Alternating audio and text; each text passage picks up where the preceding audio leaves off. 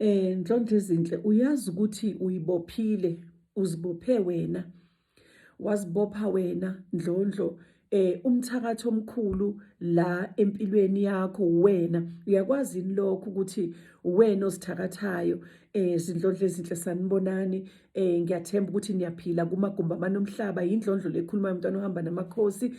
Sanibonani. Ndlondlo, ngizothi nje namhlanje kuwe, uwena umuntu obamba impilo yakho, kakhulukazi uyasithakatha, kakhulukazi uyasicindezela, kakhulukazi uyazigqilaza wena. Uma ngabe ungadilitha nje lokho kula emqondweni, udilithe izinto esemqondweni kuwe, udilithe ukuthi ubani wakwenza ukuthi, ubani wakwenza ukuthi, udilithe zonke lezi zinto lezi, usebenze uye phambili. And lezi zinto lezi zibambezela wena manje ukuthi isimo odlule kusona kwangashiwonga ukuthi leso simo leso sizokucindezela. Leso simo odlule kusona kuyisimo esizokuphakamisa.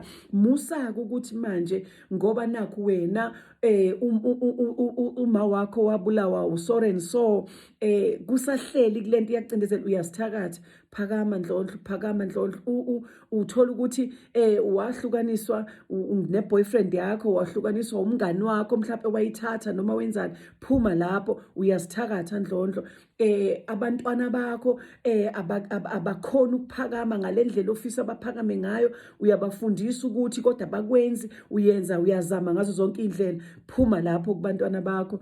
Impilo nje ingeyakho, kahle kahle impilo yami ingeyami, akusiyo impilo yami nabantwana bami nomyeni wami. Okay, fanele wazi lokho. Manje zonke lezi zinto engiyishoyo ziyakugqilaza-ke manje, zikugqilazela ekuthenini manje ungasayiboni ikusasa lakho, ungasaboni impilo yakho iqhubeka, ngoba usabanjwe izinto ezisahleli kuwena. Usabanjwe ukuthi wena wathi mawuhamba uyozwa kwathiwa uthakathwa usibanibani, kwathiwa lo uthe ngeke kuze kugcine wena kogcina yena.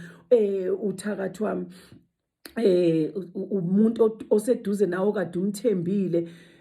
Wahlala lento kuwe-ke, awuboni ukuthi uyasithakatha manje? Awuboni ukuthi wena ogqilaza impilo yakho manje ngalento ukuthi ayisaphumi kuwena? Wayengazanga lo muntu ukuthi azokugqilaza. Amakhosi amvumela kwenzeka lezi zinto ezenzeka kuwe empilweni yakho ezibuhlungu, kodwa kwangasikona ukuthi phela sekufanele uhlale phezu kwakho ukuze manje ulokhu unesa, uyanesa wena, unesa izinto ukuthi hayi mina ngathi kwathiwa ngiye kwinyanga ewusibanibani, kanti lo mngani wami engangixhumene naye uyena owayengithuma ngoba efuna ukuthi sebekhulumile nale nyanga. Ayibo, phuma lapho, usudlulile lapho.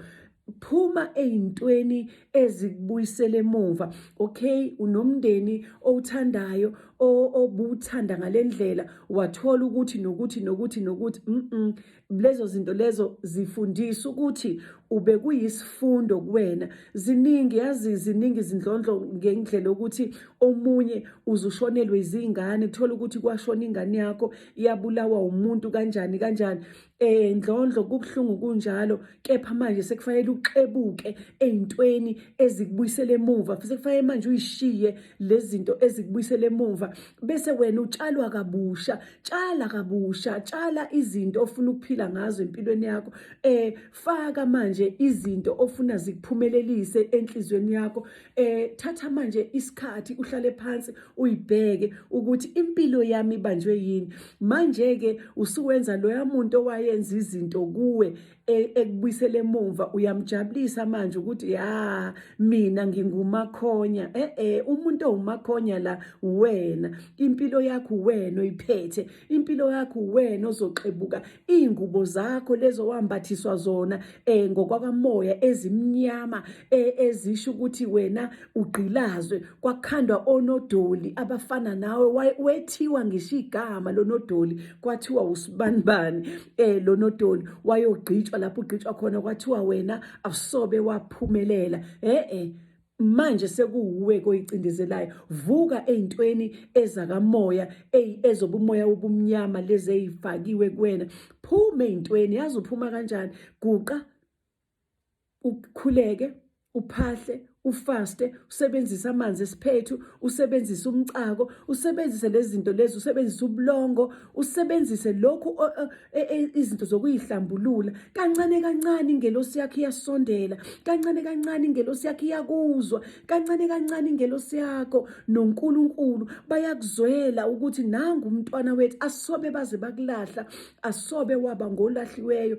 I-purpose yakho yokuba la kulomhlaba kufanele ukuthi iyaziwa ukuthi yini leyo purpose. uNkulunkulu uyayazi ukuthi wayekulethile la kulomhlaba and kufanele uhambe ukwenzile. So-ke vuka emaqandeni, vuka ekukhaleni, sula lezo inyembezi, sula lezo inyembezi, zisule, susa lezo ingubo ezingidaka phezu kwempilo yakho. Susa lokho okubonayo ukuthi lokhu kusangilimaza. Musukulimala mntwana wamakhosi, musukuvumela. Uyazi ukuthi injabulo yakho ikhona futhi kuwo lomhlaba. Injabulo yakho ibanjezelwa uwe, musukuyiphuthisela. Phakama-ke njengamanje endlondlo, bambasisa isikhali sakho onikwe sona sakamoya ukuthi uhambe ufinyelele la uyakhona ndlondlo.